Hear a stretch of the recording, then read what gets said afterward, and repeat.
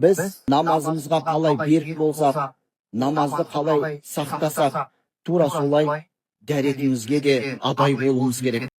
Өйткені дәрет ол намаздың кілті.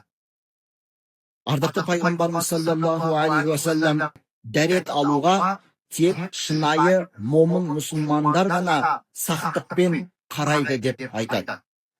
Дәретті дұрыс алып, дұрыс орындап, толық дәреттің хақысын беріп, намаздың алдында соған аса мән беруіміз керек.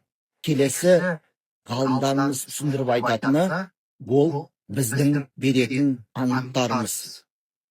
Құран кәрімде Маида сүресінде Алла тағала Астағфирулла уахфазу айманаkum, анттарыңды бұзбаңдар деп бұйырады. Егер қандай да бір нәрседе ант ішкен болса, ант айтқан болса, немесе қандай да бір уәде беріп, уәделескен бір амал әрекеттер болса, міне осының барлығында момын мұсылмандар әрдайым анттарына берік болу керек. Анттарын сақтау керек.